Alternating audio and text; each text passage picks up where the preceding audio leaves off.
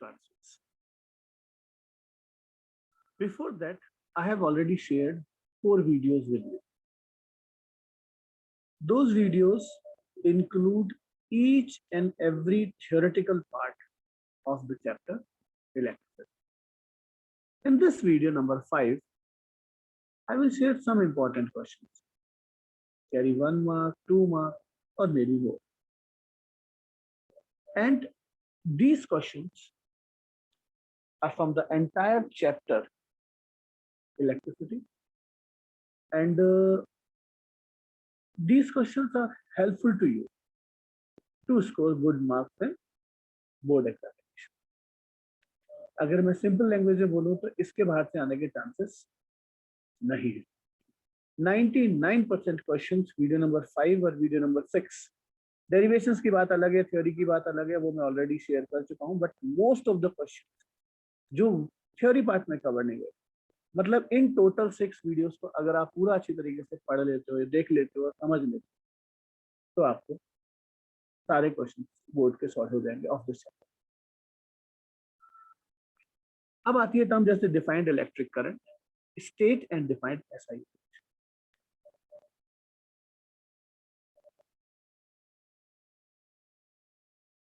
Electric current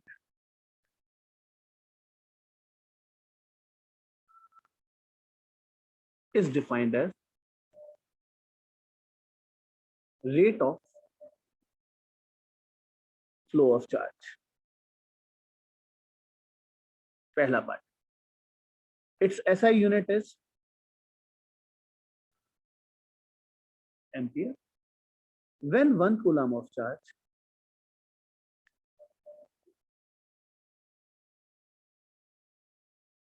flows through a conductor,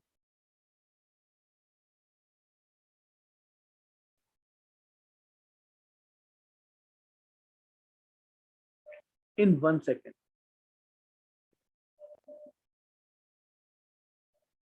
then value of current is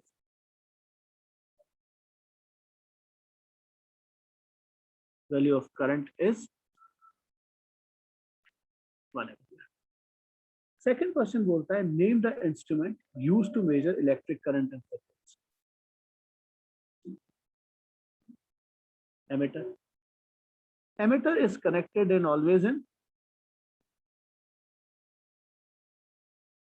series. अब वो बोलता है इलेक्ट्रिक सर्किट क्या होता है. आप कहते हैं इलेक्ट्रिक सर्किट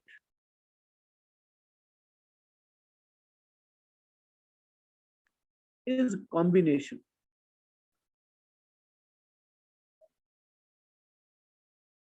of जितनी भी डिवाइसेस आप जानते हैं, बैटरी, की,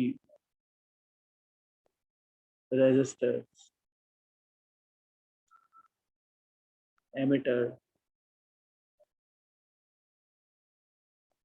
वोल्टमीटर,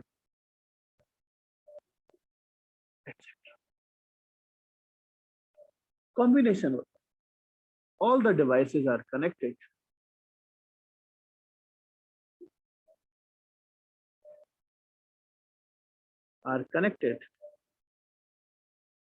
through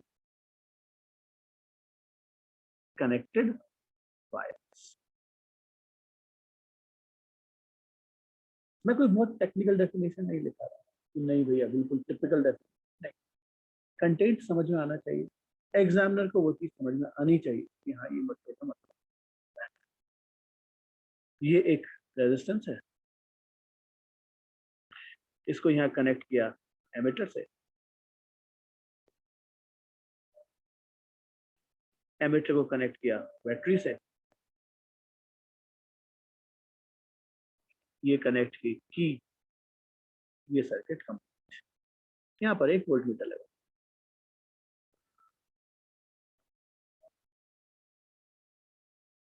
इसी को दोबारा बनाता हूँ. This is resistance R, this is voltmeter,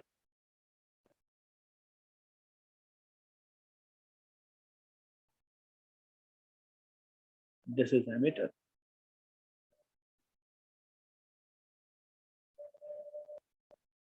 This is battery and this is key. ये एक सिंपल इलेक्ट्रिक सर्किट होता है।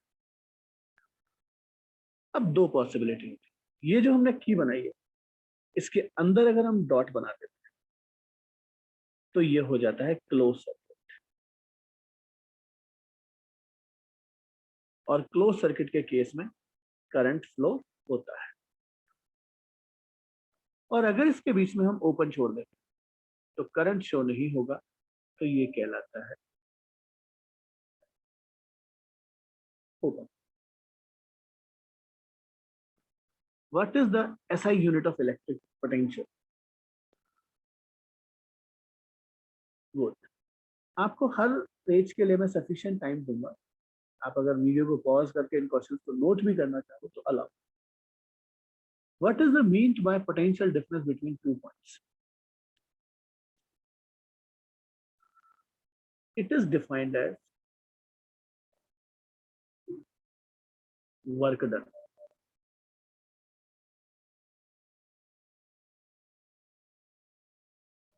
per unit charge, your work done in bringing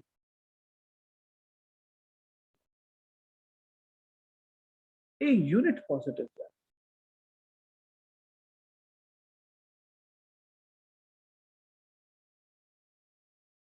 from one point to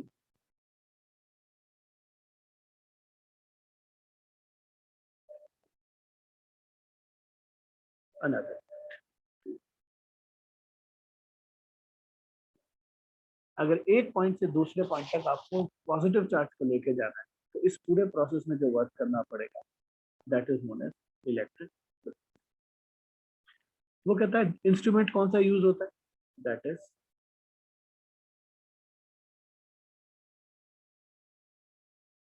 volt.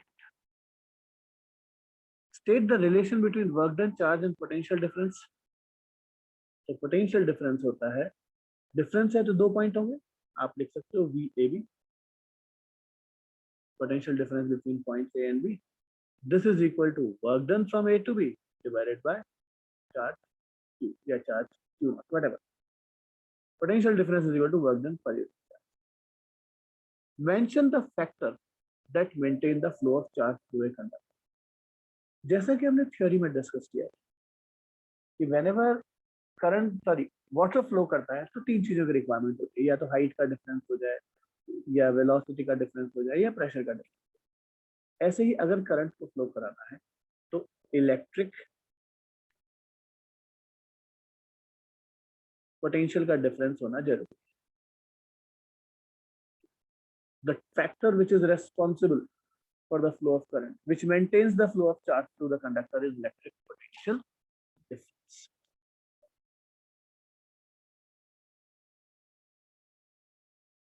Next आता है Ohm's law. Under the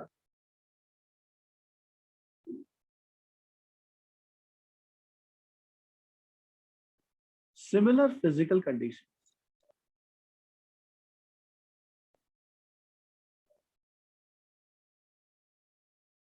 आप कहते हैं sir what do you mean with similar physical conditions? Pressure and temperature are constant.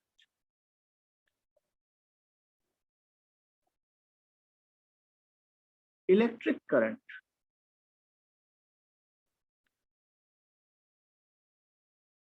flows through a conductor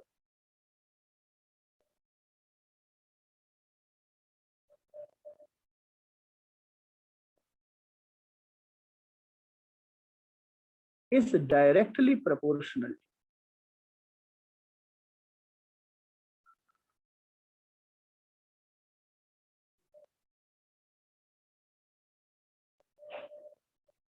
electric potential difference applied across the conductor. आप कहते हैं sir the conductor का मतलब मैं wire भी चेंज नहीं कर रहा हूँ ड्यूरिंग द एक्सपेरिमेंट, ना तो प्रेशर चेंज करूंगा ना टेम्परेचर चेंज करूंगा, ना जो वायर या जो कंडक्टर मैं ले रहा हूँ मीटर लेंथ से वट एवर द फिक्स, एक बार जो वायर ले लिया उसको चेंज नहीं। अब आता है electric resistance. It is defined as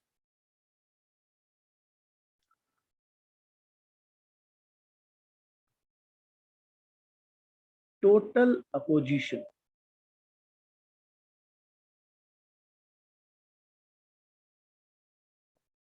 offered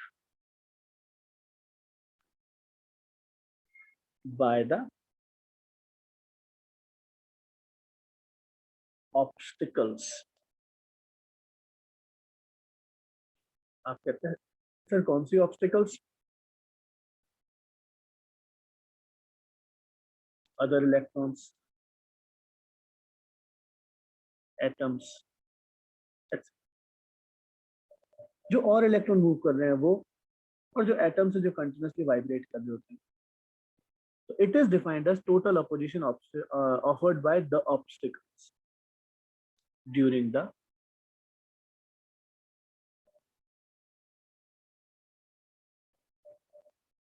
flow of electric current through।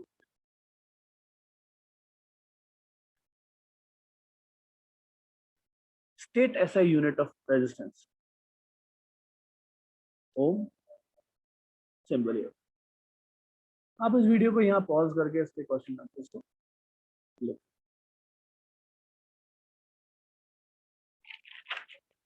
अब आगे चल, define one ohm when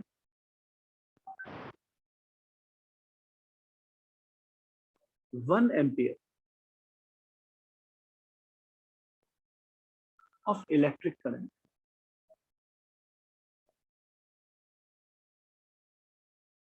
flows through a conductor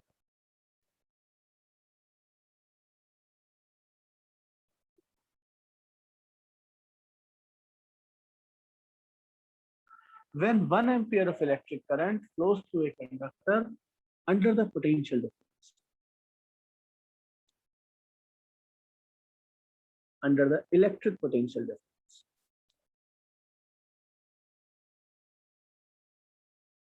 of 1 volt,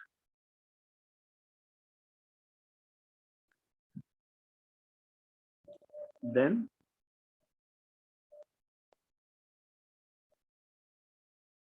resistance of the wire, the resistance of the conductor,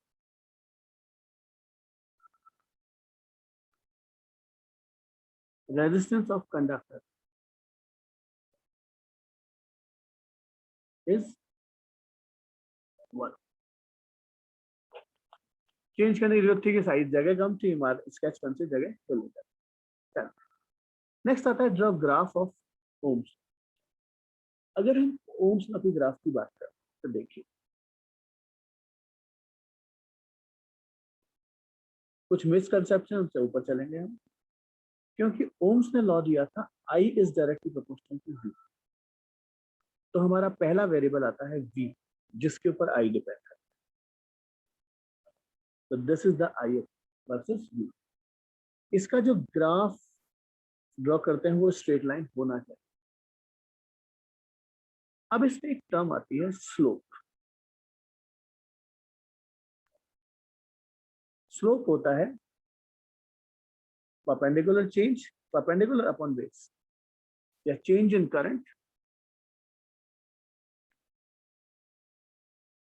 change in जो भी आपका y coordinate, यहाँ पर y coordinate है r,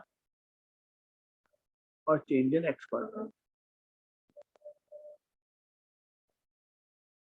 change को हमारा सिंबल मानता है डेल्टा, ये जो ट्राइंगल है इसको बोलते हैं delta, delta I upon delta, और ये होता है 1 अपॉन रेजिस्टेंस।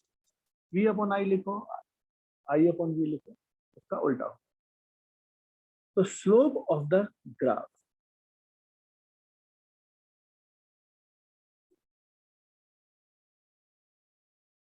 जो भी ग्राफ आपने बनाया उसका slope 1 upon resistance of the conductor.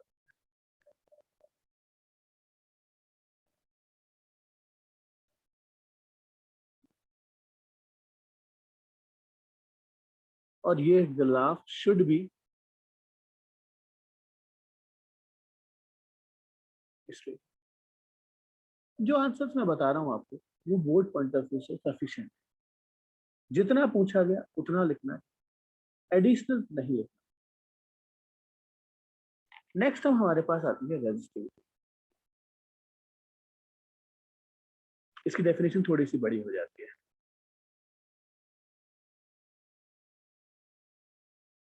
It is the property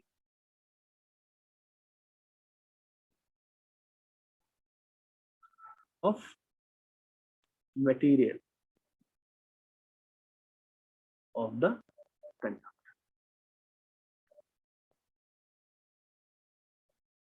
जो भी आपको वायर दिया हुआ है, चाहे कॉपर हो, चाहे सिल्वर हो, चाहे आयरन हो, चाहे कोई और मटेरियल हो, उसके मटेरियल की प्रॉपर्टी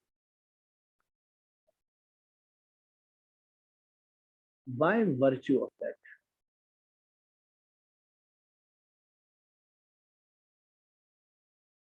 जिसके कारण से, due to which, by virtue of that the conductor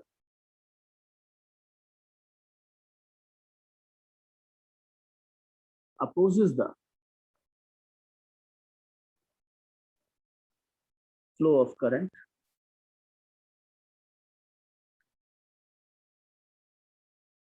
through it।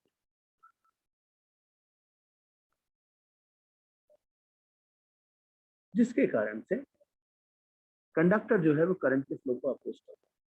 लेकिन ये डेफिनेशन हाफ है, and it is mathematically equal,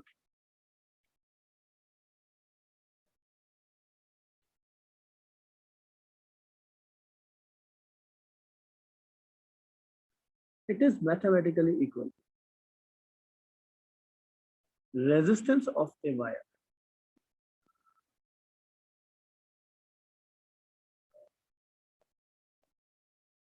having length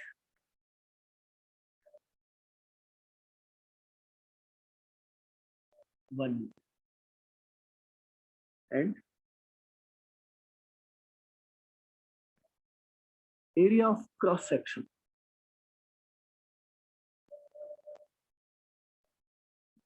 1 meter square। अब आप कहते हैं सर इसकी यूनिट बताइए, तो फॉर्मूला होता है RA बाय L।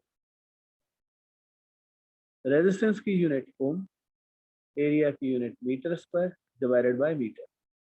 ये मीटर से मीटर कैंसिल है, तो इसकी ऐसा यूनिट होती है ओम मीटर।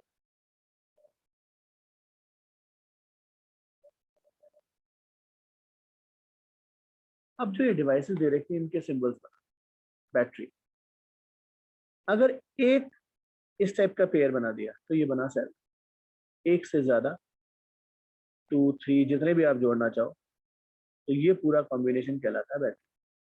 बट बिना पॉजिटिव और नेगेटिव साइन के बैटरी की वैल्यू नहीं। एमीटर एक सर्कल बनाते हैं, उसके अंदर एक एरो बना देते हैं, यहाँ प्लस यहाँ माइनस, इसमें भी ए लिखना जरूरी, ए स्टैंड फॉर एमीटर, क्योंकि अगर ए नहीं लिखे तो देखिए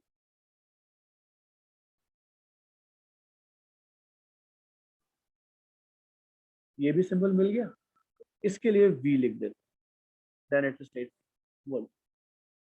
एक डिवाइस हम पढ़ेंगे रियोस्टेट, अगर आपको याद हो तो मैंने स्कूल में लैब में आपको दिखाई।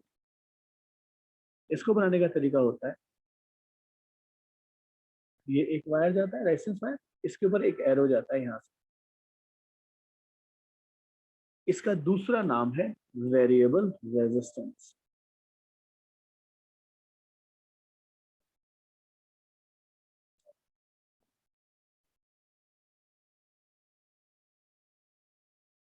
जब हम ओम्स लॉ का एक्सपेरिमेंट करते हैं तो ये रेजिस्टेंस को सर्किट में वेरी करता है।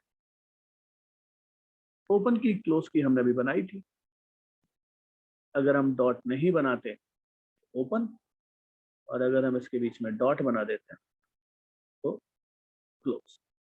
की का अगर सिंबल की बात करें तो ये हो जाता है के इसको लिख सकते हैं R, उसके नीचे H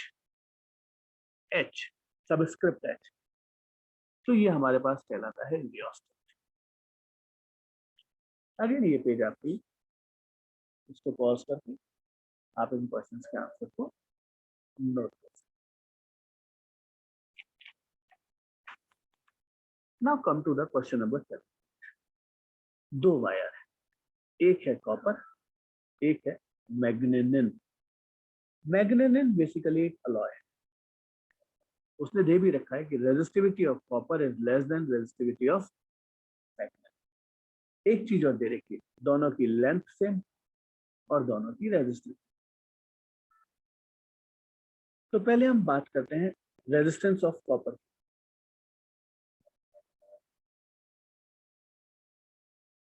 आप कहते हैं सर रेजिस्टेंस ऑफ कॉपर होगा rho of copper, length same, area फिलहाल पता नहीं। ऐसे ही रेजिस्टेंस ऑफ मैग्नेनिन की बात करें तो रो, ये मैग्नेनिन का रेजिस्टिविटी एल, एरिया फिलहाल पता। उसमें एक चीज दे रखी है, दे बोथ है सेम रेजिस्टेंस, तो दोनों का रेजिस्टेंस सेम कर दिया। R3 is equal to Rm, resistance of copper is equal to resistance of magnet. So rho C L upon AC is equal to rho M L upon AM. L से L भी cancel हो गया। अब हम दोनों रोज को एक साथ ले आते, हमारे पास है rho C upon rho M is equal to AC upon AM। उसमें हमें दिया हुआ है rho C is less than rho M। इसका न्यूमरेटर छोटा है और डिनोमिनेटर बड़ा है, तो जो लेफ्ट हैंड साइड में होगा वही राइट हैंड साइड में होगा। मतलब area of copper is less than area of manganin. तो थिकर कौन हुआ? जिसका एरिया ज्यादा। तो हमारा आंसर आया मैग्नेनिन।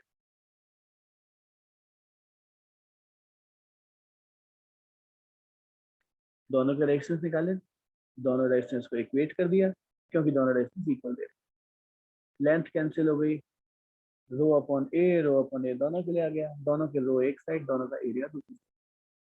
इसका न्यूमरेटर छोटा है तो ऑब्वियस सी बात है कि उधर वाले का भी न्यूमरेटर छोटा होगा।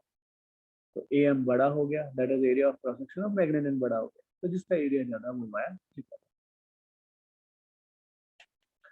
Why do copper and aluminium, वो कहता है कॉपर और एल्यूमिनियम को ही आप ट्रांसमिशन और डिस्ट्रीब्यूशन में काम में क्यों लेते? तो एक सबसे बड़ी चीज, गुड कंडक्टर है।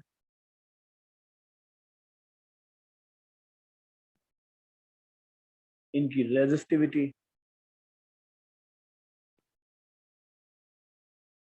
Very low. अगर मैं वर्ड नेग्लिजिबल बोलूं तो गलत नहीं बोलूंगा। ये दो प्रॉपर्टी है जिसके कारण आप इसको यूज करते। एक कारण जिसके कारण इनको यूज नहीं करते, करना चाहिए, कॉस्टली। आप एल्यूमिनियम और कॉपर में बात करें तो कॉपर ज्यादा कॉस्टली है, एल्यूमिनियम तो अभी कंपैरेटिवली चीपर हो रहा है। उल्टा बोल गया, सॉरी, एल्यूमिनियम ज्यादा costly as a connecting wires. आजकल तो गवर्नमेंट ने भी एल्यूमिनियम लगाना बंद कर दिया, गवर्नमेंट भी कॉपर लगाता है, पुराने जमाने में एल्यूमिनियम लगता है। Next question, give reasons why nichrome is used for making heating element of electric appliances. Good resistor, सबसे important, high resistivity,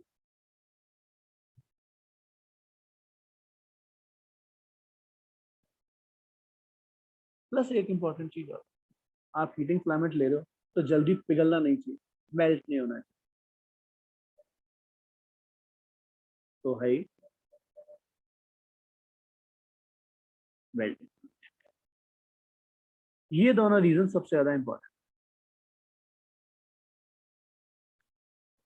इधर चल, in the circuit diagram shown two resistance wire A और बी, दोनों की length same है, दोनों का material same, good, length same और material same, but A is thicker than B. आप कहते हैं sir length same material same, तो resistance is directly proportional to area, R is equal to rho L by A, ये formula हमने पढ़ा है। तो R is inversely proportional to A, good, चलो पता चल गई गलती।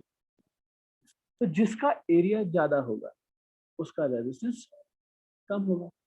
आपको दे रखा है ए इज थिकर, इसका मतलब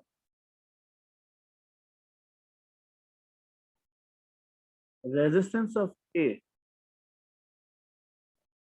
इज लेस, और जिसमें रेजिस्टेंस कम होगा उसमें करंट ज्यादा होगा। तो मतलब A1 रीड्स मोर। तो पहले केस में जब दोनों की लेंथ सेम है और मटेरियल सेम है तो A1 ज्यादा रीड करेगा। सेकंड पार्ट पर आते हैं, same area of cross section and same material, मतलब रो और ए सेम, तो resistance is directly proportional to length, but A is longer, इसका मतलब resistance of A is more. तो उसने ये पूछा है कि कौन सा ज्यादा रीड करेगा। अब इसका रेजिस्टेंस ज्यादा है तो इसमें से कम करंट जाएगा, then A2 reads again for you, the entire screen visible है सर, आप पॉज करके इन क्वेश्चंस को नोट भी कर सकते हो, उनके आंसर सुनिए।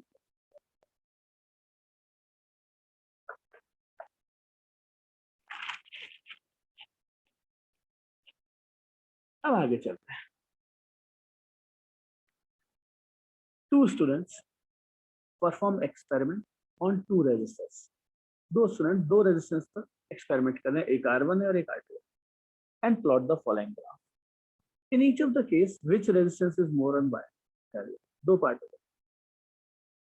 अगर V और I की बात करें और मैं आपसे बोलूं यहाँ स्लोप क्या होगा, आप कहते हैं sir slope perpendicular change in y axis upon change in x, तो V अपॉन I ये होता है R। तो स्लोप जिसका ज्यादा होगा उसका रेजिस्टेंस ज्यादा होगा, तो स्लोप मोर,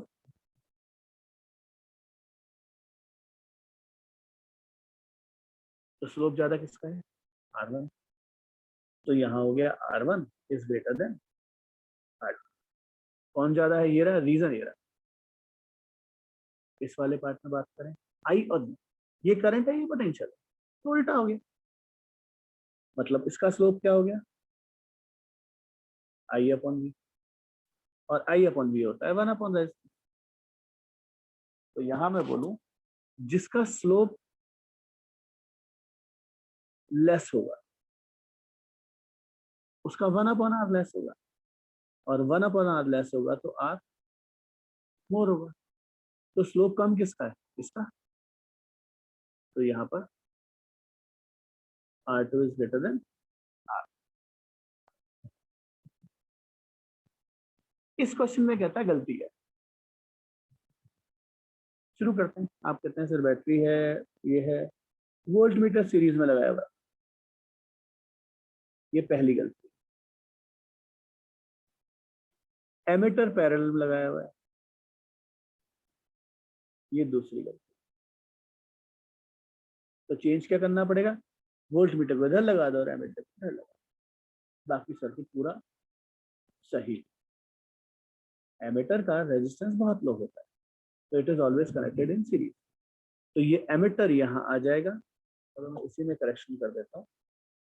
ये जो V है इसको मैं कट करता हूँ और इसकी जगह कनेक्ट कर देता हूँ A, और ये जो A है इसको कनेक्ट करता हूँ, इसकी जगह लिख देता हूँ, ठीक है। तो गया, बाकी सर्किट पूरा सही। कौन सा टेम्परेचर ज्यादा? आप कहते हैं सर अभी तक तो हमने ये पढ़ा कि टेम्परेचर सेम रखना चाहिए, बट अगर हम टेम्परेचर इंक्रीज करें, टेम्परेचर इंक्रीज करते हैं तो kinetic energy of moving electrons, जो इलेक्ट्रॉन्स मूव कर रहे हैं उनकी काइनेटिक एनर्जी बढ़ जाती है, और जिसके कारण कोलिजन्स बढ़ जाते हैं।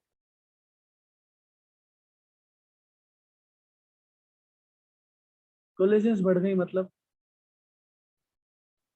रेजिस्टेंस इंक्रीज हो गई।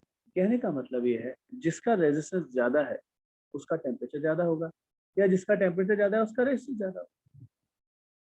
इस ग्राफ से बात करें, आप कहते हैं sir this is graph number 2, this is graph number 1, वही स्लोप V अपॉन I। तो resistance of graph 2 is more,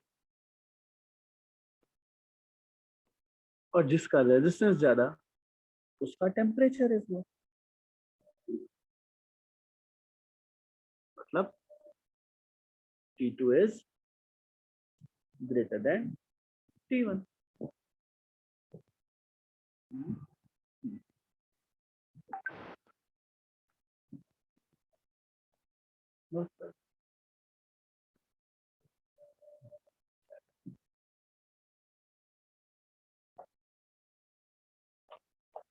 वो कहता है which element is best to use in electric heater.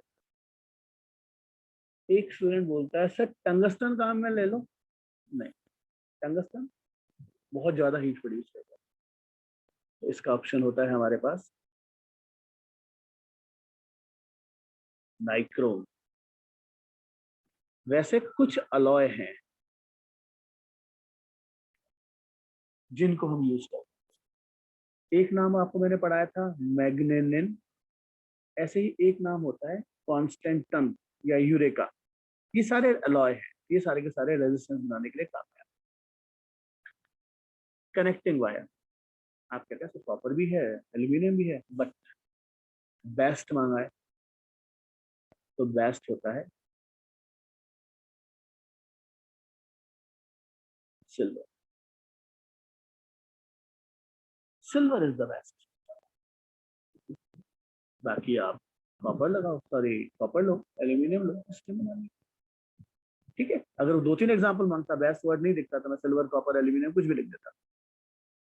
वो हीटिंग फिलामेंट मांगता मुझसे, हीटिंग एलिमेंट कौन कौन से होते हैं, तो मैं नाइक्रोम भी लिख सकता था, टंगस्टन भी लिख सकता था, कॉन्स्टेंटन भी लिख सकता था, मैग्नेनियम भी था, यूरेका भी था, so many things are there. इसके एग्जांपल्स, बेस्ट की बात हो रही है इसलिए। अब how can ohm's law be verified experiment? 3 step में काम करते हैं। पहली स्टेप होती है कनेक्ट द सर्किट।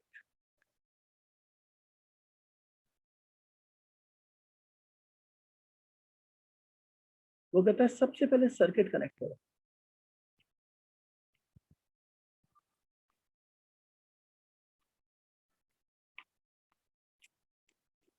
ये एक बैटरी,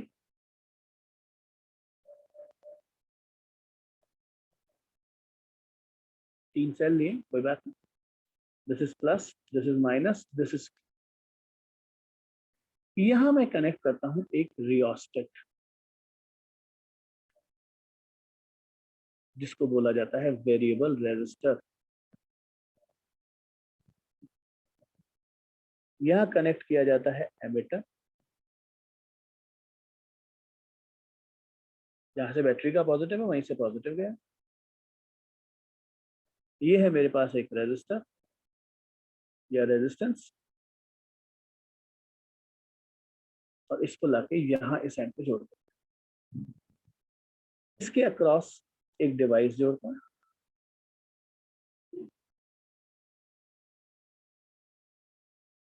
एक स्टूडेंट बोलता है सर बुक में तो ये बाहर लगी हुई है, पैरेलल में लगाना है, ऊपर लगाओ नीचे लगाओ क्या फर्क पड़ता है, कोई जगह नहीं थी इसलिए नीचे बना दिया जाएगा, तो ऊपर बना। पहला पार्ट खत्म। सेकंड पॉइंट पर आता, ये जो रियोस्टेट होता है ना, इसकी ये वाली जो टिप है ये मूवेबल होती है, मतलब अगर इधर ले जाएंगे तो रेजिस्टेंस बढ़ेगा, इधर लाएंगे तो रेजिस्टेंस कम। With the help of rheostat we change the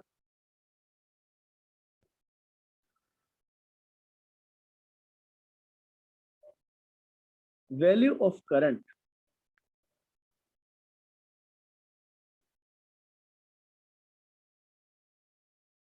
in the circuit। Resistance change करेंगे तो इफेक्टिव रेजिस्टेंस चेंज होगा तो करंट चेंज हो जाता है। Third step, for each value of I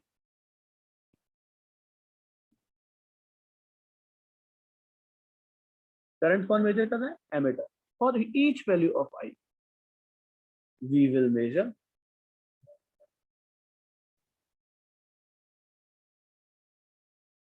respective value of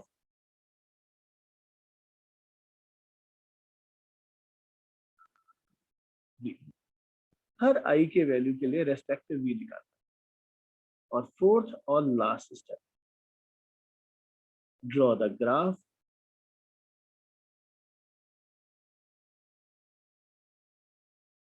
between I versus v।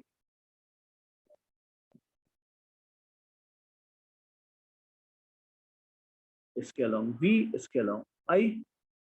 अगर ये graph straight line आता है, if the graph is straight line,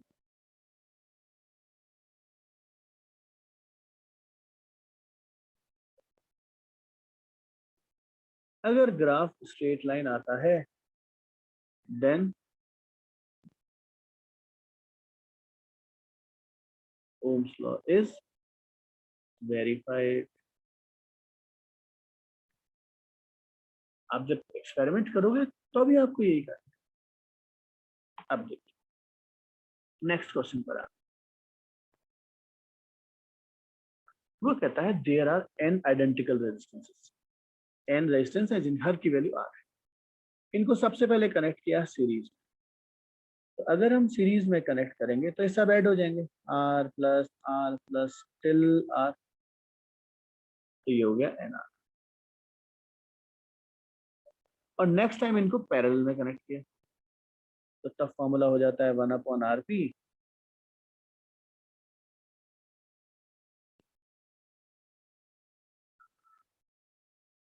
तो उसका सम करके रेसिप्रोकल कर दिया तो rp हो गया r बाय। आपसे कहता है इन दोनों का रेजिस्टेंस का रेशियो निकाल, मतलब आपको कैलकुलेट करना है rs अपॉन r।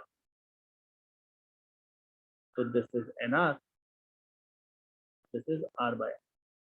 r से r cancel, n square is to 1। इसको न्यूमेरिकल की कैटेगरी में मान लो, इसको एप्लीकेशन की बेस में मान लो, कुछ भी मान लो। चलो आगे चलते हैं, ये नोट कर लो।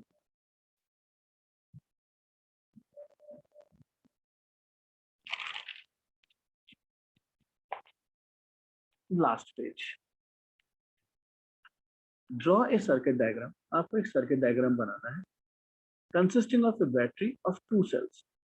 2 सेल जोड़ने हैं 1.5 1.5 के। आप कहते हैं सर एक सेल ये रहा, दूसरा सेल ये रहा, तो एक बैटरी बन गई प्लस और minus 5 ohm 10 ohm 15 ohm resistance and plug all are connected in series. सबको सीरीज में जोड़ना है। ठीक है भैया sir, this is 5 ohm, this is 10 ohm, this is 15 ohm, और लास्ट में उसने की भी जोड़ी हुई है तो ये लीजिए की। स्विच ऑन कर देते हैं, करंट फ्लो करा देते हैं। ये 1.5 मिलके हो गया 3 वोल्ट। यहाँ लिख देते हैं 5 ओम, यहाँ 10 ओम और यहाँ 15।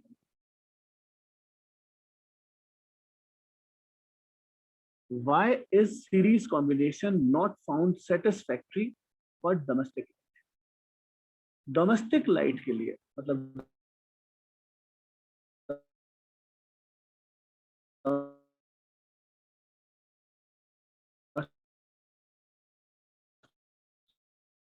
Effective resistance is very high.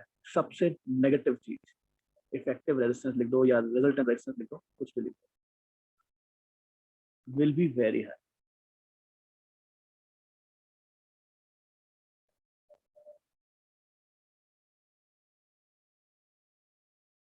ठीक है, सबसे नेगेटिव चीज ये होती है। दूसरी चीज, each light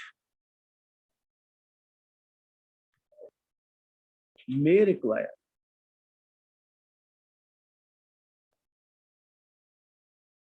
different current, different value of current।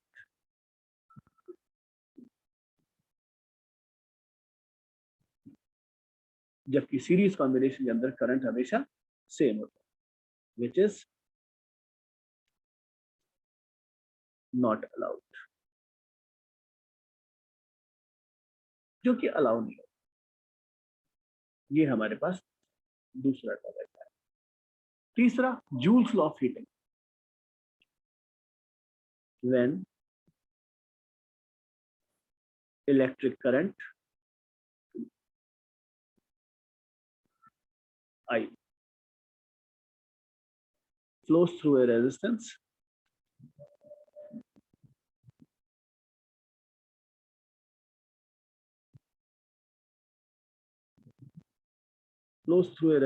R for time t,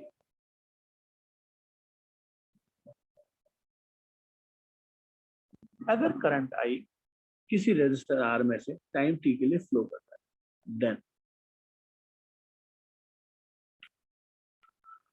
heat produced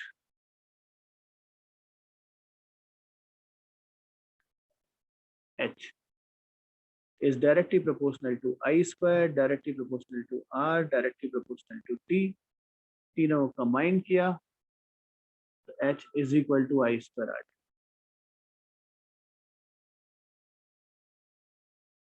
अब एक कंफ्यूजन में अटकते हुए सर, जब प्रोपोर्शनल से हटाते हैं तो कांस्टेंट लगाते हैं। एक्चुअली यहाँ पर जो रीडिंग आ रही है वो जूल्स में है, इसलिए मैं कांस्टेंट नहीं लगा, तो कांस्टेंट 1 हो जाता है जूल्स का। अब वो बोलता है name the material used for the making the filament of the electric bulb. आप कहते हैं सर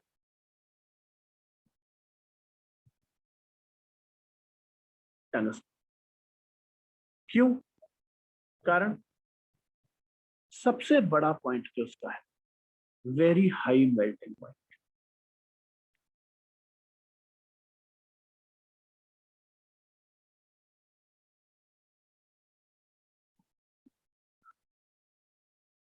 कितना? 3380 डिग्री सेल्सियस, इतना हाई मेल्टिंग पॉइंट होता है। सर कोई दूसरा रीजन? बिल्कुल, जितने भी मटेरियल होते हैं वो हाई टेम्परेचर पे कई बार ऑक्सीडाइज हो जाते हैं, केमिस्ट्री के हिसाब से उनका ऑक्सीडेशन हो जाता है, तो डज नॉट ऑक्सीडाइज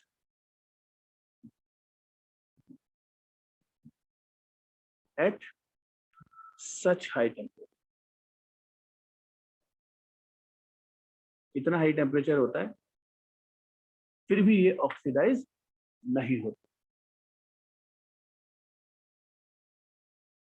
ये हुआ हमारे पास थ्योरी पार्ट से रिलेटेड सारे क्वेश्चंस। इन क्वेश्चंस को ढंग से पढ़ लो, नोट्स को ढंग से पढ़ लो, जो थ्योरी कंप्लीट।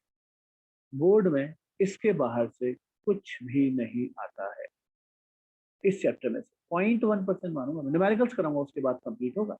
0.1% मानता हूँ शायद कुछ आ जाए, क्योंकि मोस्टली सब चीजें अपन ने कवर कर। Thank you.